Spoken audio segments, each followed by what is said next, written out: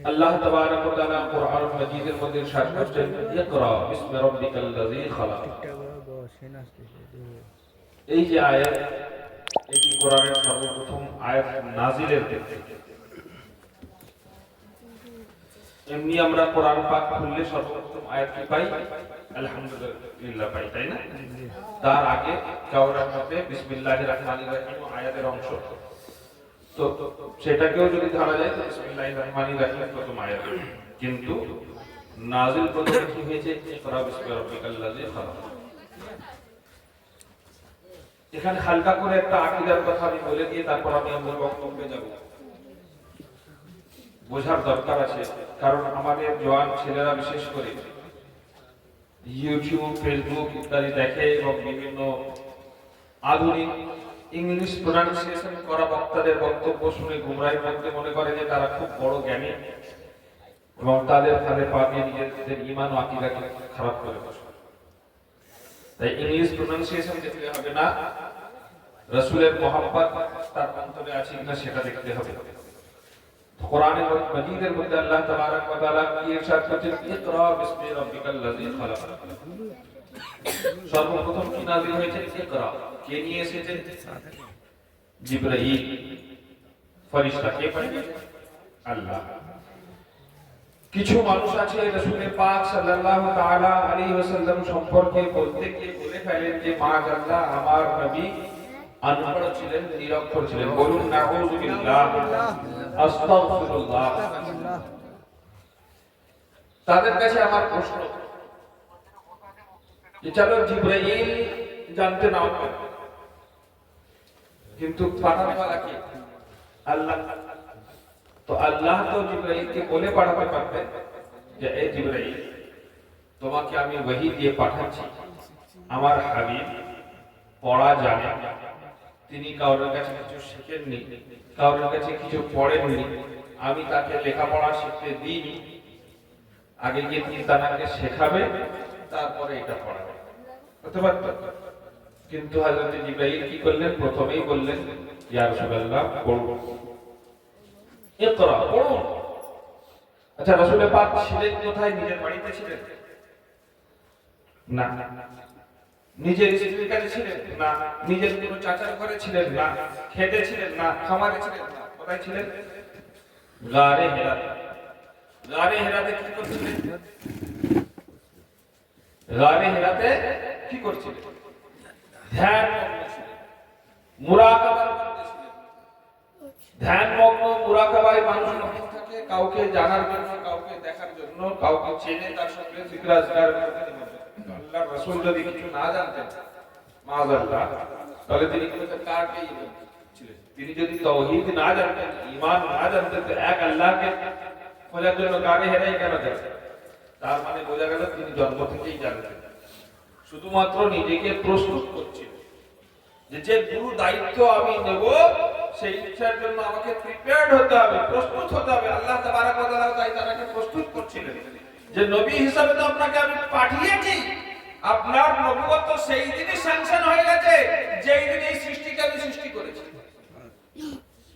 যেই দিন এই সৃষ্টিকে সৃষ্টি করেছি, আদম এখনো আসেনি, আদমের এখনো খলিল তৈরি হয়নি, তারপরে ইয়া রাসূলুল্লাহ আপনার নবুয়ত স্যাংশন হয়ে গিয়েছে।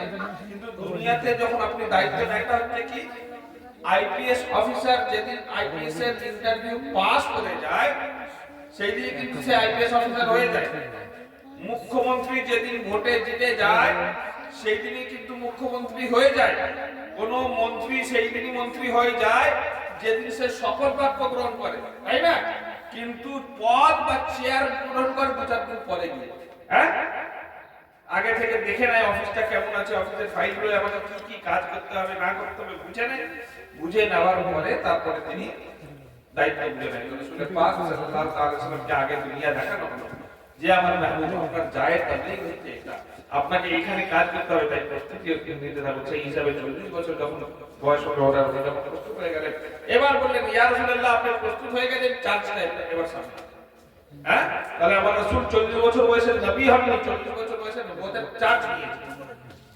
তো এই আকীদাকে ক্লিয়ার রাখতে হবে। দ্বিতীয়ত রাসূলের পাক যারা নিরক্ষর বলে, এবার আল্লাহ তাবারক ওয়া তাআলা পাঠাচ্ছেন কাকে? জিবরাইলকে। হ্যাঁ, জিবরাইল এসে বলছেন যে পড়ো। তো রাসূল পাক সাহেব কার ধ্যানে? আল্লাহর ধ্যানে, গারে হেরার মধ্যে ধ্যানে ছিলেন। আমি যখন কোনো গভীর চিন্তায় থাকবো বা আমার প্রেমিকের চিন্তায় থাকবো, থার্ড পার্টি এসে যখন আমাকে ডাকাডাকি করবে, আমার ধ্যান সেদিকে যাবে। গুরুত্বপূর্ণ কোনো ব্যক্তির সঙ্গে যদি আমি কথোপকথনে মগ্ন থাকি, সেখান থেকে একটা বাইরে থেকে একটা মানুষ এসে যদি আমাকে বাধা দেয়, আমি তার দিকে ধ্যান দেবো না। তো সেই রকম ভাবে রাসূল পাক সাল্লাল্লাহু তাআলা আলাইহি ওয়াসাল্লাম কি বললেন? মা আনা বিকারি, আমি পড়বো না।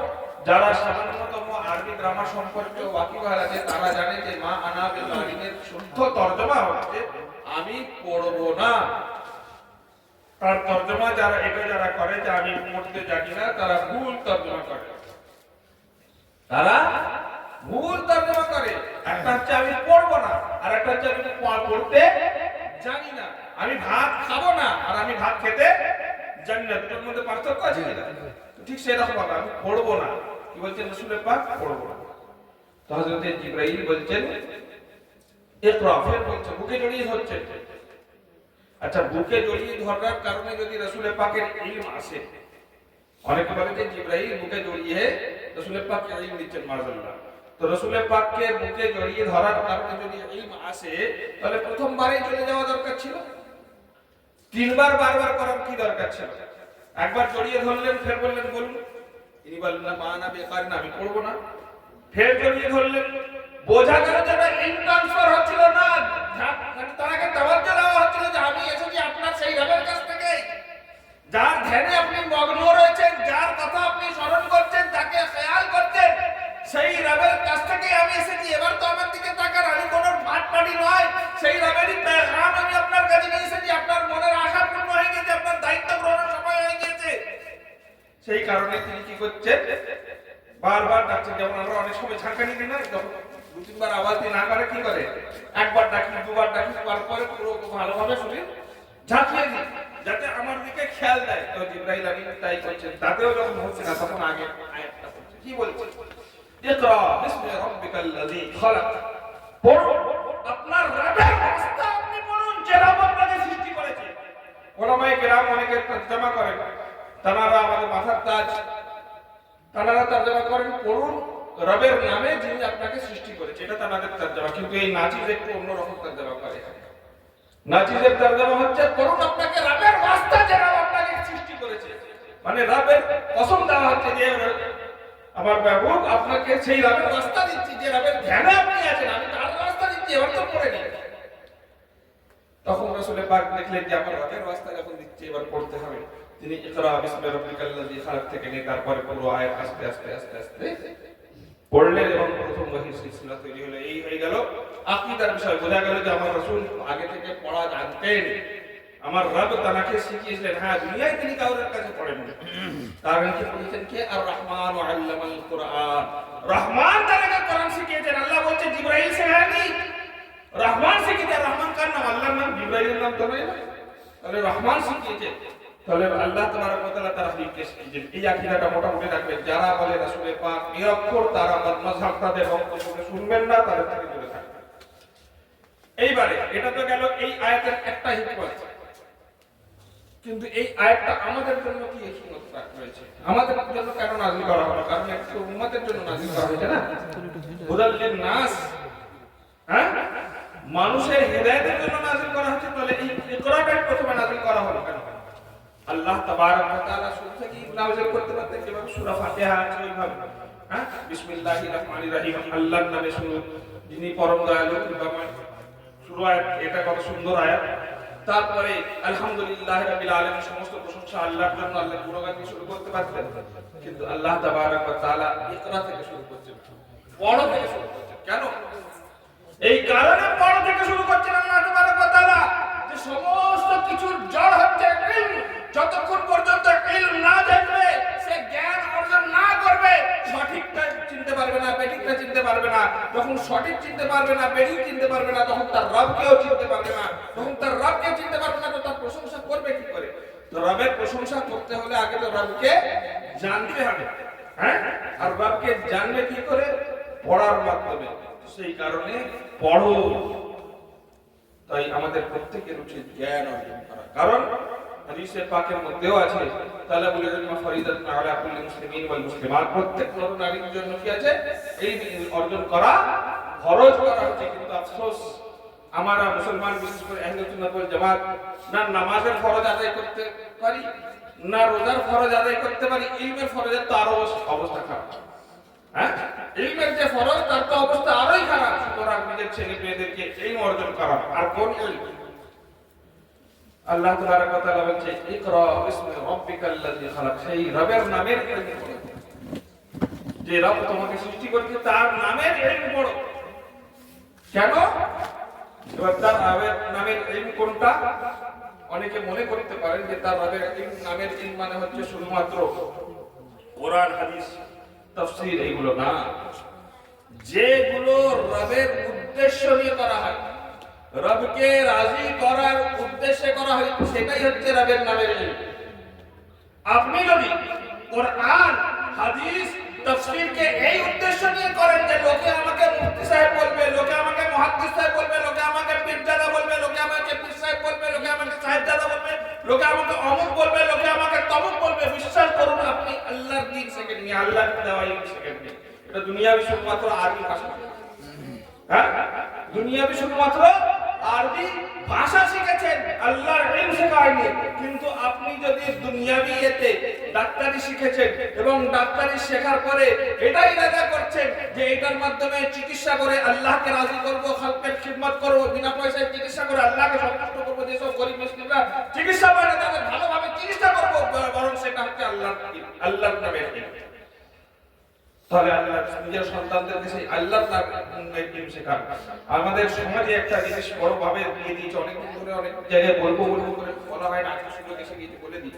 যত দূর পারবেন আমার এই কথাটাকে প্রচার করার চেষ্টা করবেন। মনে রাখবেন, আজকে আমাদের সমাজের দুর্দশা দুটো কারণে, সে আলেম সমাজের লাইনে হোক, দুনিয়াবি লাইনে হোক। সেটা হচ্ছে কি, আমাদের ধারণা হয়ে গেছে যে আমি স্কুলে ডিগ্রি অর্জন করেছি মানে হয় আমাকে সরকারি চাকরি করতে হবে, নয় মাস্টারি করতে হবে, নয় ক্লার্কগিরি করতে হবে, মানে মোট কথা আমাদের সরকারি চাকরি করতে হবে। আর যখন সরকারি চাকরি আমি পাবো না, তখন এই সরকার খারাপ, ওই সরকার খারাপ। আমি কোন সরকার ভালো সেটা বলছি না, কিন্তু এটা আমাদের মেন্টালিটি হয়ে গেছে। আর সরকারি চাকরি যেই না পাবো, নিজেকে মনে করবো যে আমি অসফল। এক নম্বর। দ্বিতীয় নম্বর হচ্ছে আমাদের আলেমদের মাদ্রাসায় হয়ে গেছে কি, আমাদের মাদ্রাসার বাবা মা সন্তান গার্জেন সবার এটা চিন্তাধারা হয়ে গিয়েছে যে আমি মাদ্রাসায় পড়ছি মানে হয় মাদ্রাসায় টিচারি করতে হবে, নয় কি করতে হবে, মাদ্রাসায় টিচারি করতে হবে, নয় কোনো মসজিদে ইমামতি করতে হবে, নয় স্টেজে উঠে বক্তব্য দিতে হবে বা গজল পড়তে হবে, গজল শিল্পী হতে হবে। এই চারটের বাইরে আমাদের কেরিয়ার নেই। কিন্তু ইলমকে বেচার জন্য তো আমাদেরকে দুনিয়াতে পাঠানো হয়নি। হ্যাঁ, ইলমকে বিক্রি করার জন্য তো পাঠানো হয়নি, ইলমকে অর্জন করতে বলা হয়েছে।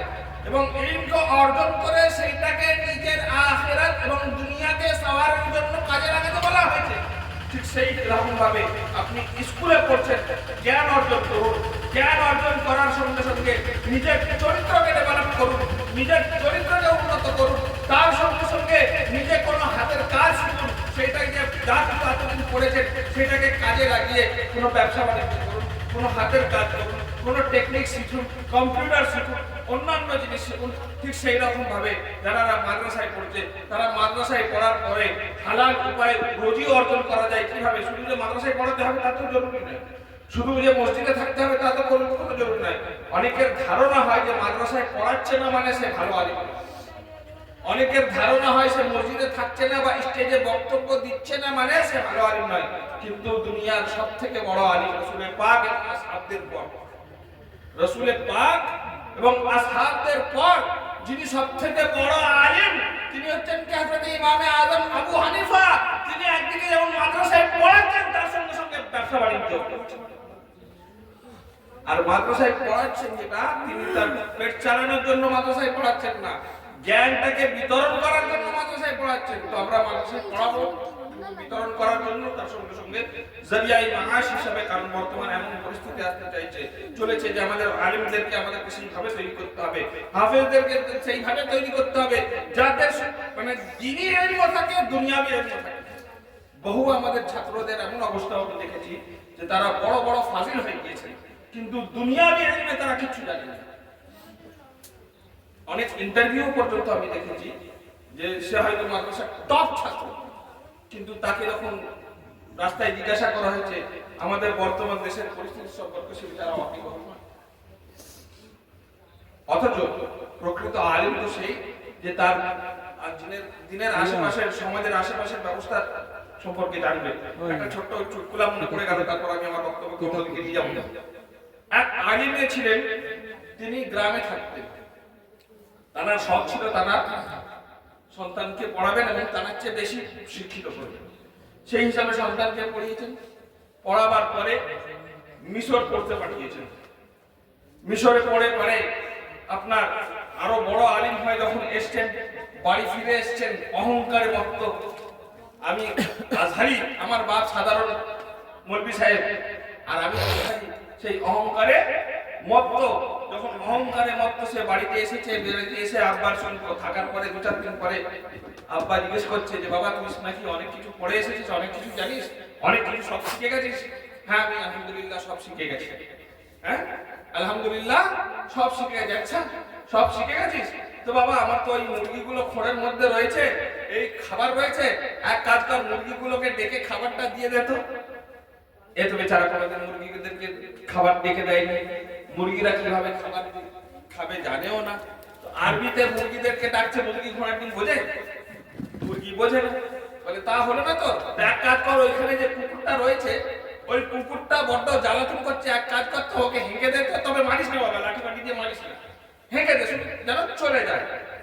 তো এই আরবিতে বকে যাচ্ছে, চিল্লে যাচ্ছে, কুকুর বোঝে না, নিজের মতো ভাবলে চাকাটা দেখে রয়েছে। হলো না। তখন ওই ব্যক্তি বলছেন বাবা তুই এখনো কিছুই শিখবি না, দেখবি? তো মুরগির খড় খুলে খাতে দানা নিয়ে টি টি টি টি টি টি করতে করতেই সঙ্গে সঙ্গে মুরগি এসে গেল, কারণ মুরগির ভাষা। হ্যাঁ মুরগি বোঝে যে এইখানে আমার খাবারের টাইম হয়ে গেছে। কুকুরকে ছেই ছেই বললো, কুকুর ভুলে গেল যে আমাকে এখান থেকে তাড়াতে চাইছে, কুকুর আস্তে আস্তে সরে গেল। বোঝার কথা হচ্ছে যে জ্ঞান অর্জন মানে এই নয় যে কোরআনের আয়াতকে শুধু মুখস্থ করে নিলাম আর পড়ে নিলাম আর মানে করতে শিখে গেলাম। জ্ঞান মানে তার হাকিকত পর্যন্ত পৌঁছানো, তবেই সেটা হচ্ছে জ্ঞান। আর সেই জ্ঞানী যখন হয়ে যাবে তো তার ফল কি হবে? ইন্নামা ইয়াখশাল্লাহ মিন ইবাদিহিল উলামা। আলিমের পরিচয় কি? যে সে সব থেকে বেশি আল্লাহ তাবারক ওয়া তাআলাকে ভয় করবে। কিন্তু আমাদের অবস্থা এখন যে আল্লাহকে ভয় করা তো দূরের কথা, আল্লাহর কথাও পর্যন্ত আমাদের খেয়াল আসে না। হ্যাঁ আল্লাহর কথা পর্যন্ত আমাদের খেয়াল আসে না, আমাদের অন্তর খাপে না। আমরা চিন্তা করি না যে কোন পথে যাচ্ছি, কোথায় বসছি, কার সাথে বসছি, হালাল হারাম কোনো আমাদের জ্ঞান নেই। মনে করছি আমরা স্টেজে উঠে গেলাম, খুব অনেক কিছু হয়ে গেলাম। আল্লাহ আমাদেরকে এইরকম দিয়ে থেকে পারা দিন। তাই নিজের সন্তানদেরকে ইলম অর্জন করান, এবং ইলম অর্জন করাবার মানে এই নয় যে শুধুমাত্র যেখানে থেকে দেখবেন কোন প্রতিষ্ঠানে যেখানে পাঠাচ্ছেন সেখানে আদৌ পড়াশোনা হচ্ছে কিনা। আর এটা আপনাদের অধিকার আছে। একজন ওস্তাদের মোহতারাম আছেন, তারা জানেন আমাদের অনেক মাদ্রাসাতেই ছেলেপুলেদের পড়া হয় না, তার কারণ হচ্ছে বাপ মারানি। তো আলহামদুলিল্লাহ বহু এখনো পর্যন্ত পৃথিবীতে একমাত্র আমাদের মুতাদ্দিসিনরাই আছে যারা এটা চায়। পৃথিবীতে কেউ চায় না, এমনকি বাপও চায় না যে ছেলে আমার চেয়ে বড় হোক।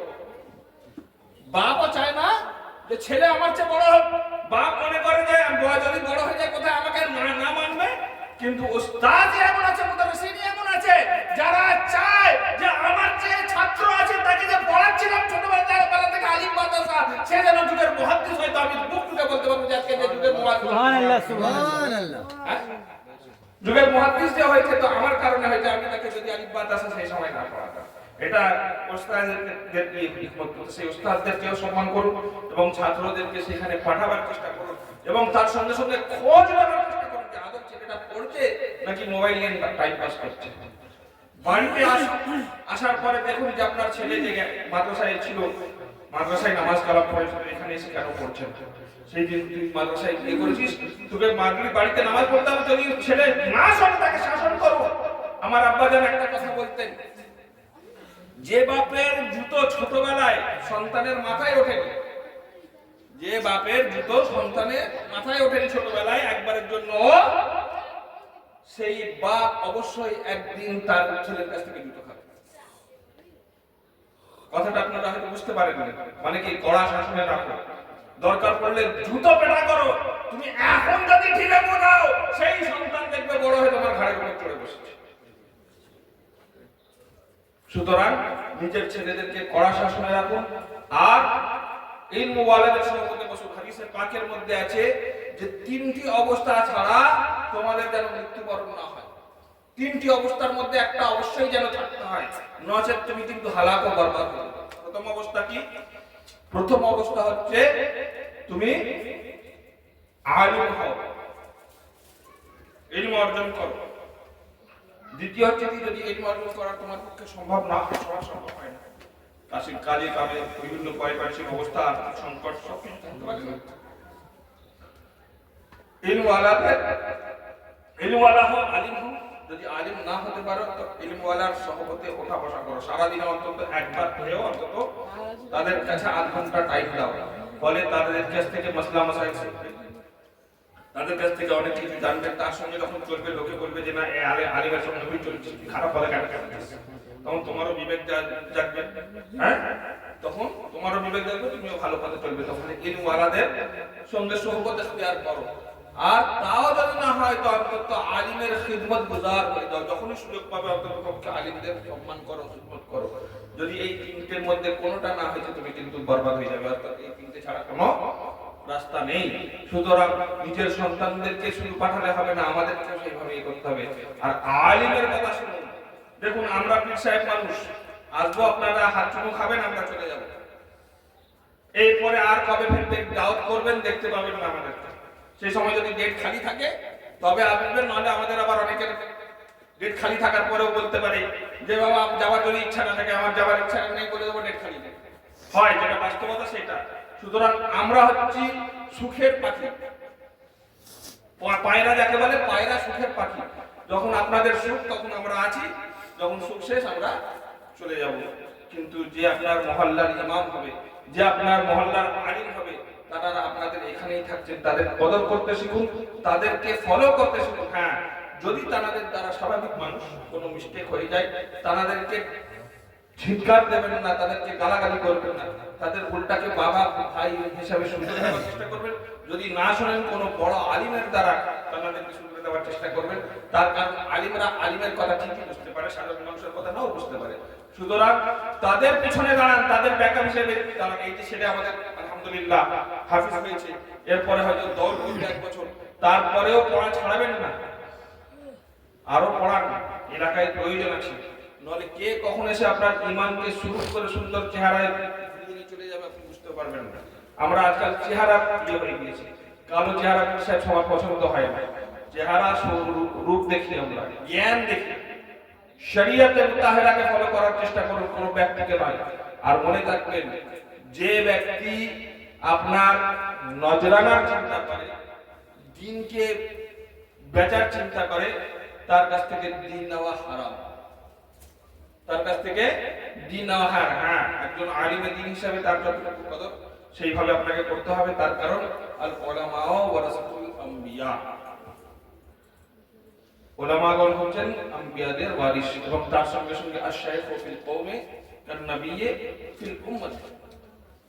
তো শাইখ বা কোনো বুজুর্গ আলিম সমাজে তেমনই মর্যাদা রাখে যেমন একজন নবী তার উম্মতের জন্য মর্যাদা রাখে। মানে তাকে সেইভাবে তাকে সম্মান করতে হবে, তাকে প্রটোকল দিতে হবে, তার সঙ্গে ভালো ব্যবহার করতে হবে, তার সঙ্গে গুস্তাখি করা যাবে না। সেইভাবে আপনার ওলামাদের কদর করুন, নিজেদের ঈমান আকীদাকে হেফাজত করুন। আমি আর বেশি বললাম না, 2-4টি কথা আরো বলে দিই। নিজের আকীদাকে হেফাজত করার জন্য আপনাদের অবশ্যই এখানে আলহামদুলিল্লাহ সব ম্যাক্সিমাম সব সিলসিলায়ে কাদরিয়ানি মুরিদ, এবং আমি এও জানি যে এখানে আব্বা হুজুরের মুরিদ 2-1 জন আছেন, আর মওলা পাকের মাননেওয়ালাও বহুজন আছেন। দেখুন, আপনাদেরকে অনেকে অনেক কিছু বলবে, অনেককে অনেক কিছু বলার যাবেন না। মওলা পাক কি বলেছেন সেটা জানবেন যারা মওলা পাকের মাননেওয়ালা আছে। মওলা পাক বলতে আপনারা হয়তো অনেকে বুঝছেন না, যারা নতুন আছে। মওলা পাক বলতে হুজুর মেদিনীপুরের যিনি ছিলেন হুজুর সৈয়দ শাহ মুর্শিদ আলী আল কাদরি, যার বর্তমানে একটি খানকার সঙ্গে অনেকে সম্পর্কে অনেকের ভুল ধারণা আছে। এখনকার মানুষদের কথা বাদ দেন, মওলা পাক আজ থেকে 120 বছর আগে তিনি দুনিয়াতে থেকে বিদায় নিয়েছেন, কিন্তু তিনি তার আকীদাকে পরিষ্কার করে দিয়েছেন। সাহাবাদেরকে কিভাবে মানতে হবে, আহলে বাইত আতহারকে কিভাবে মানতে হবে, হযরত আবু বকর সিদ্দিককে কিভাবে মানতে হবে, হযরত উম্মাতুল মুমিনিনকে কিভাবে মানতে হবে। এই যে একটা কথা মানুষের মাঝে প্রচলিত আছে যে সাহাবা আহলে বাইতের শান বাড়াতে গিয়ে অনেকে বলে থাকে যে দেখো আমরা তো নামাজের মধ্যে আহলে বাইতের উপর দরুদ পড়ি, বলে না? হ্যাঁ, সাহাবাদের উপর তো দরুদ পড়া হয় না। একদম ভুল কথা, একদম ভুল কথা। সাহাবাদের উপরেও দরুদ পড়া হয়। সাহাবাদের উপর যদি দরুদ না পড়া হয় তো নামাজই হবে না। বলবে হুজুর কই? তাহলে একবার আত্তাহিয়াতটা পড়ুন। আত্তাহিয়াতু লিল্লাহি ওয়াস সালাওয়াতু ওয়াত তাইয়্যিবাতু ওয়াস সালামু আলাইকা আইয়ুহান নবী ওয়াস সালামু আলাইনা ওয়া আলা ইবাদিল্লাহিস সালিহিন। হ্যাঁ, এইখানে কিন্তু আলের কথা কোথাও নেই। আলের কথা আছে মেন আমরা হানাফি মাযহাবের নাই, হানাফি মাযহাবে আত্তাহিয়াত যদি না পড়ে যে কেউ তার নামাজই হবে না। দরুদে ইব্রাহিম কোনো কারণে যদি ছেড়ে যায়, ইচ্ছাকৃত যদি ছেড়ে দেয় তো তার নামাজ হবে না। কোনো কারণে যদি ছেড়ে যায় তাহলে তার নামাজ তবু হয়ে যাবে। কিন্তু দরুদে আপনার আত্তাহিয়াত যদি ছেড়ে যায় তো তার নামাজই হবে না। সে ইচ্ছাকৃতভাবে ছাড়ুক আর অনিচ্ছাকৃতভাবে ছাড়ুক, যদি আত্তাহিয়াত ছেড়ে যায় তাহলে তার নামাজ হবে না। আর সেই আত্তাহিয়াতের মধ্যে ওয়ালা ইবাদিল্লাহিস সালিহিন নেক বান্দাদের উপর দরুদ হোক। এবার বলুন সাহাবায়ে কেরামের নেক ছিলেন। হ্যাঁ, অনেকে বড় গর্বের সঙ্গে বলে আমার পীরের হাতে যারা মুরিদ হয়েছে তারা সব জান্নাতি, বলে কিনা? আমার পীরের হাতে যারা মুরিদ হয়েছে সব জান্নাতি, সে চাড়াল হোক যাই হোক না কেন। আর যারা রাসূলের পাকের হাতে মুরিদ হলো তারা একদিনের মধ্যে সব মুরতাদ হয়ে গেল। হ্যাঁ, রাসূলের পাক ইন্তেকাল হতে না হতেই মুরতাদ হয়ে গেল। এই রাসূলের পাকের শিক্ষা। তোমার পীর কবে মারা গিয়েছেন তার হাতে তোমরা মুরিদ হয়েছিলে, সব জান্নাতে সার্টিফিকেট নিয়ে নিয়েছো। আর যে রাসূল সবথেকে বড় পীর, পীর সেই রাসূলের হাতে মুরিদ হলো ওয়ালা যারা 33 বারের মধ্যে মুরিদ হয়েছে। কত মক্কা সময় মুরিদ হয়েছে, সূরা হুনাইনের সঙ্গে মুরিদ হয়েছে। আপনার 1,24,000 যে সাহাব মুরিদ হয়েছে, এরা সাহাবী মানে কি মুরিদ? হ্যাঁ, আমাদের থেকে তাদের পার্থক্য বোঝানোর জন্য তাদেরকে সাহাবী বলা হয়। মানে তারা তো রাসূলের মুরিদ। রাসূল তো সবার আগে পীর। আপনার চেন দেখুন, সাজরার চেন, সাজরায় তো প্রত্যেকের পীরের নাম লেখা রয়েছে। আমার পীরকে, তার পীরকে, তার পীরকে, এইভাবে গসে আজম করতে, গসে আজমের পীরকে, তার পীরকে, তার পীরকে, তার পীরকে করতে করতে এইভাবে হাসান মুজতবা পর্যন্ত, তার থেকে মাওলা আলী মুশকিল কুশা পর্যন্ত, মাওলা আলী মুশকিল কুশার পীর রাসূলের পাক। হ্যাঁ, তবে তো এটাই তো চেন তো রাসূলের পাক সবথেকে বড় পীর। তো সেই রাসূলের পাকের হাতে হাত থেকে ওরা যদি জান্নাত হয়ে যেত তার পীর কি করতে পারে? আস্তাগফিরুল্লাহ। এই আকীদা কোথা থেকে আমরা পেলাম? তাহলে বোঝা গেল যে সাহাবাদের উপরও দরুদ পড়তে হবে। আর এটা আমার কথা নয়, স্বয়ং মাওলা পাকের কথা। মাওলা পাক কি বলছেন? उसने भेजा बेगुमा असहाब पर 100 4 यार पर 100 कितने भेजा? असहाब 4 यार पर जतन पर মানে 100 দরুদ, অর্থাৎ যারা 4 ইয়ার এবং পঞ্চতনের উপর যারা আপনার উপর দরুদ পড়ালো, মানে রাসূল পাকের উপর পড়ালো, দরুদ পাঠালো, রাসূল পাকের নামে আমরা অনেক সময় বলি না ওয়ালা আলিহি ওয়া আসহাবিহি ওয়া বারিক ওয়াসাল্লিম ওয়া আলা সাইয়্যিদিনা রাসূল আযম মিনাল উম্মাতি, অর্থাৎ তার আলের উপর, তার আসহাবের উপর এবং হুজুর রাসূল পাকের উপর। এই তারতিবে আমরা পড়ি না, অনেক জায়গায় আছে, যেমন দরুদে ওসিয়ার মধ্যেও আছে। ওই রাসূল পাকের নামে যখন দরুদ পড়া হচ্ছে, মাওলা পাক বলছে যারা হুজুর রাসূল পাকের নামে দরুদ পড়লো, দরআসল হুজুর রাসূল পাকের নামে দরুদ পড়লো না, বরং 4 ইয়ার ও পঞ্চতনের উপর পড়লো, তারা সাহাবীদের উপর আসলো কি? 4 यार करते के आपके अबू बकर उस्मान उमर है यार अल्लाह, मैंने आपका नामों बोले दिए थे। आपके अबू बकर और उमर उस्मान है यार अल्लाह, और आप उनके यावर या अली मुर्तजा। तो 4 জন হচ্ছেন কি রাসূলের পাকের 4 বন্ধুকে আবু বকর, উমর, উসমান এবং মাওলা আলী। এই 4 ইয়ারকে যে না মানবে তার ঈমান শেষ। তবে সাহাবায়ে কেরামদের উপর দরুদ পাঠানো হয় মাওলা পাকের নামে। হাদিসে পাকের মধ্যে আছে আত্তাহিয়াততে আপনি পাঠাচ্ছেন। হ্যাঁ, আবার অনেকে আকীদা রাখে যে মাওলা পাক আপনার হযরত আবু বকর সিদ্দিকের খিলাফত নিয়ে অস্বীকার করে যে মাওলা আলী নাকি আল্লাহর প্রথম খলিফা ছিলেন। এই সকল বাতিল আকীদা কোথা থেকে এসে গেল? হ্যাঁ, এই সকল বাতিল আকীদা কোথা থেকে এসে গেল? তো এই সকল বাতিল বাতিল আকীদা আমাদের মধ্যে যে এসে গিয়েছে, আর সেইগুলোর একমাত্র কাজ হচ্ছে কি, যে সহি ইলম অর্জন করা এবং সহি ওলামাদের সুহবত ইখতিয়ার করা। তো যে কোনো বক্তার কথা যাবেন না, শুধু মওলা পাকের আকীদা কি আছে যদি জানতে চান আপনারা, এই যে কে জান্নাতি, কোন দলটা জান্নাতি, এতে হুজুর মওলা পাকের আকীদা, আহলে সুন্নাত ওয়াল জামাতের আকীদা সমস্ত তুলে ধরা হয়েছে, এবং বাতিল ফিরকাদের কোন কোন আকীদাগুলো খারাপ সেটাও তুলে ধরা হয়েছে। দেওবন্দি, ওয়াহাবি, চাকরানি, মওদুদি, তাদেরকে বাতিল আকীদা, তাদের খণ্ডন, এবং মওলা পাকের আকীদা কি ছিল, আহলে সুন্নাত ওয়াল জামাতের কি আকীদা, এবং কোন দল সঠিক দল, কে জান্নাতি, এই কিতাবটা আপনারা সংগ্রহে রাখতে পারেন। তার সঙ্গে সঙ্গে হযরত আমির মুআবিয়া রাদিয়াল্লাহু তাআলা আনহু, তিনি জঙ্গে সিফিনে হযরত আলী রাদিয়াল্লাহু তাআলা আনহুর সঙ্গে যুদ্ধ হয়েছিল। তো যুদ্ধটা কেন হয়েছিল? ওটা উনি হিংসাবশত করেছিলেন মাশাআল্লাহ, নাকি একটা সিদ্ধান্ত ছিল? ভাইয়ে ভাইয়ে অনেক সময় ঝগড়া হয়ে যায়, ভাইয়ে ভাইয়ে। তো একটা ছোট্ট ঘটনা বলে আমি আমার বক্তব্যকে শেষ করবো। আমার আব্বা হুজুরকে আমি জিজ্ঞাসা করেছিলাম যে আব্বা, তখন জেনারেল ছাত্র, তো অত বুঝতাম না, এই ইসলামিক ইতিহাসে পড়েছি যে সিফিনে যুদ্ধ হয়েছে, মওলা আলী এবং হযরত আমির মুআবিয়ার যুদ্ধ হয়েছে। আর জাহির বাত, আমরা আহলে বাইত পাকের মাননেওয়ালা, আহলে বাইত পাককে ভালোবাসনেওয়ালা। মনে প্রশ্ন আসছে যে আলীর বিরুদ্ধে যুদ্ধ করলো, তাকে কি করে মারলো? আব্বা হুজুরকে জিজ্ঞাসা করলাম। তো আব্বা হুজুর তখন আমি যেমন জেনারেল হিসেবে উত্তর দিলেন যে ধরো বাবু, তোমার সঙ্গে, তোমার মামার সঙ্গে আমার ঝগড়া হচ্ছে, কথা কাটাকাটি হচ্ছে, তুমি ওখানে উপস্থিত আছো, তো তুমি কি তোমার মামাকে গালাগালি দেবে? তখন আমি বললাম যে না, আমি তো গালাগালি দেবো না, কারণ আপনি তো সেই শিক্ষা আমাকে দেননি। আচ্ছা বলুন তো, আহলে বাইত পাকের মধ্যে থেকে কেউ কি সাহাবীদেরকে গালাগালি দেওয়ার শিক্ষা দিয়েছে?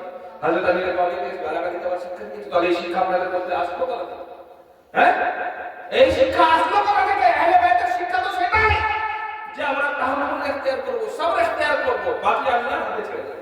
হ্যাঁ, আল্লাহর হাতে ছেড়ে দেব। তো আল্লাহ তাআলা যখন শিক্ষা দেন যে কাউকে গালি দেওয়া, প্রায় গালি দেওয়ার শিক্ষাটা পেলাম কোথায়? আমরা ডাইরেক্ট শিক্ষা থেকে দূরে রয়েছে।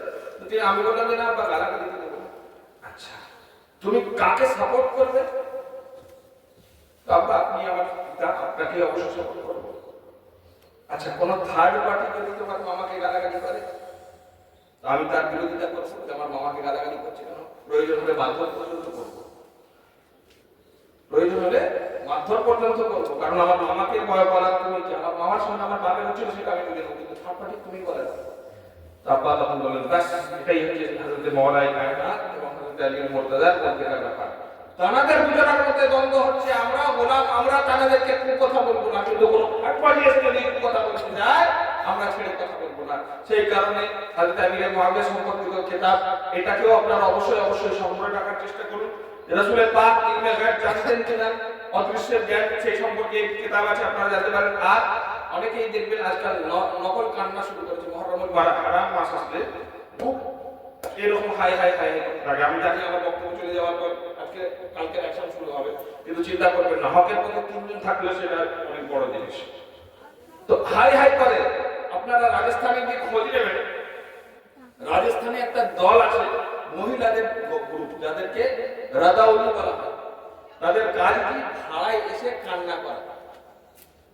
আচ্ছা, আপনি তখন এরা বলবে যে আহলে বাইত পাকের শোক পালন করতে এরা বাধা দিচ্ছে না। আস্তাগফিরুল্লাহ, আমার আলা হযরত তো কি বলছে যে আহলে বাইত পাকের তাযকিরা হচ্ছে, ইমাম হুসাইন পাকের শাহাদাতের তাযকিরা হচ্ছে, আর কাউরের অন্তর যদি না কাঁদে তো তাকে তার নসিবের উপর কান্না করা উচিত। যে এই কথাটা এত বড় কথা যিনি শুনছেন তার কান্না আসছে না। হাই কত নসিব ফুটা, যে আহলে বাইত পাকের তাযকিরা হচ্ছে, তো দুঃখের ঘটনা বর্ণনা হচ্ছে, চোখে পানি আসছে। তার মানে আমরা দুঃখে বাধা দিই না, আমরা নিজেরাও বলি যে আহলে বাইত পাকের কারবালার ওয়াকিয়ার বর্ণনা করো, তাতে চোখে যদি পানি চলে আসে তো এটা তোমার মহব্বতের। চোখে পানি চলে আসে আর চোখে আঙুল দিয়ে পানি আনা এক জিনিস। হ্যাঁ, তো একটা হচ্ছে অ্যাক্টিং। আপনি ওইসব মাতমের মজলিসে যাবেন, ভালো করে লক্ষ্য করে দেখবেন কারোর চোখে কিন্তু পানি নেই, কারোর চোখে কিন্তু পানি নেই। কারণ কষ্টের সর্বপ্রথম কি ক্রাইটেরিয়া কি? কষ্টের সর্বপ্রথম ক্রাইটেরিয়া হচ্ছে তার অন্তর থেকে দুঃখ অনুভবে, চোখ থেকে পানি আসে। হ্যাঁ, আর দুঃখ কখনো একটাতে হয় না। আমি যখন আমার আত্মীয় মরে যাবে, আমি ভাইদেরকে নিয়ে বলবো আই খাবি, জড়ো করবো না, আমি তারপর যে সুরে তার কান হবে, একটা সুর একটা তাল হবে না, কিন্তু এদের ঢোলের মতো তাল বাজছে, ঢোলের মতো ইয়ে হচ্ছে একটা নাচ। আপনারা ভিডিও ইয়েতে দেখবেন, ইউটিউবে একটা ভিডিও আছে, ভিডিওতে কোন এক জায়গায় এরকম মাতম হচ্ছে, আর একজন ইংরেজ মহিলা বেচারি পাশ থেকে যাচ্ছে। ইংরেজ মহিলা পাশ থেকে যেতে গিয়ে সে এমন ভাবে এরা মাতম করছে, এ মনে করেছে যে কোনো সেলিব্রেশন হচ্ছে মুসলমানদের, কোন আনন্দ ফুর্তি জিনিস হচ্ছে, সেও ওদের সঙ্গে তালে তালে নাচতে শুরু করে দিয়েছে, মানে ও মনে করছে নাচছে। ফের যখন ওকে বোঝানো হয়েছে যে না এটা নাচা না, এটা সব মিছিল, তখন সে সেখান থেকে চলে গেছে। মানে বোঝা গেল যে এদের যে বুকটা এটা অনেকটা শোকের মতো নয়, বরং নাচার মতো আনন্দ। তার এক তালে কখনো ইয়া হয়, জিজ্ঞাসা করে কখনো শুরু করে আমরা কাঁদি, যখনই কথা টাচ করা হবে ও করে কান্না করবে, তবেই তো সেটা চেষ্টা, নাহলে বুঝতে হবে এটা নাটক করছে, ওই রাজা উনি খানা করার মহিলাদের মতো, ওদের দেখবেন এক তালে কান্না। আর এরাও সব জায়গায় জায়গায় গিয়ে ভাড়া করে কাঁদতে আসে। আরে মহা টাচ করা হিসেবে যেন ভাড়া করে দিয়ে আনার দরকার হবে, অন্তর থেকে আপনি করে দাঁড়িয়ে হয়, আর এতই যদি মহাব্বত করে যা কেটে রেখে দেন, তার বেলায় যেই কেটে যাবে একটু কমার গোলাপ পানি, মার গোলাপ পানি, মার গোলাপ পানি। তো সেই মাতো তাকে অপপ্রচার করার জন্য, কোরআন হাদিসের অপব্যাখ্যা করে থাকে, সেই অপব্যাখ্যার জবাবের জন্য মাতম প্রসঙ্গ এই কেতাবটা অবশ্যই আপনারা অবশ্যই রাখবেন, যে তারা ভুল ভাল যে ব্যাখ্যা দেয়, যে হাদিসের পাকের মধ্যে আছে রাসূলের পাক নাকি মাযলা মাতম করেছিলেন, কোরআনের পাকের মধ্যে আছে নাকি তিনি মাতম করেছিলেন, কোরআনের পাকের মধ্যে নাকি মাতম করা আছে, হযরত আয়েশা সিদ্দিকা নাকি রক্ত মাতম করেছিলেন, মাযলা, এই ধরনের ভুল ভাল কথা রয়েছে, তার সমস্ত কিছুর জবাব ওর মধ্যে রয়েছে। তো আমার যতগুলো কেতাব আছে সবগুলোকে একটা অবশ্যই সঙ্গে রাখবেন, তাহলে ইনশাআল্লাহ আজিজ আপনাদের আকীদার হেফাজত হবে আর আপনাদের আমলের হেফাজত হবে। ওয়া দাওয়ানা আলহামদুলিল্লাহ। আর আলহামদুলিল্লাহ আগামী পরশু আব্বা হুজুর আমার পীর মুর্শিদ থানার পুরস্কার আপনার হিমচি, পশ্চিম হিমচি, আপনার সূর্যপুরের ওইখান থেকে যে জায়গা, ওইখানে আস্তানা পাক হিমচি শরীফে আমার আব্বা হুজুরের জাহাঙ্গীর শরীফের পুরস্কার, আপনারা সকলেই ওখানে উপস্থিত হওয়ার চেষ্টা করবেন। এখানে হয়তো কিতাব হয়তো খুব সীমিত আকারে নিয়ে আসা হয়েছে, 2-4জনই হয়তো পাবে, বাকি যাদের প্রয়োজন হবে ওখানে পেয়ে যাবেন। এবং আপনাদের মেহমানদের জন্য মেহমান নেওয়াজের ব্যবস্থা রয়েছে, আরো বহু বড় বড় ওলামায়ে কেরামগণ আসবেন, স্পেশাল বিশেষ বিশেষ মেহমানরা আসবেন, তারা সকলের বক্তব্য শুনবেন, সেখানে যাবেন ইনশাআল্লাহ আজিজ। মুসবাকে শামিল হয়ে দোয়াতে শামিল হয়ে আপনারা সকলে দোয়া নেবেন, অবশ্যই অবশ্যই আপনারা সকলে যাওয়ার চেষ্টা করবেন। ওয়া আখিরু দাওয়ানা আলহামদুলিল্লাহি রাব্বিল আলামিন।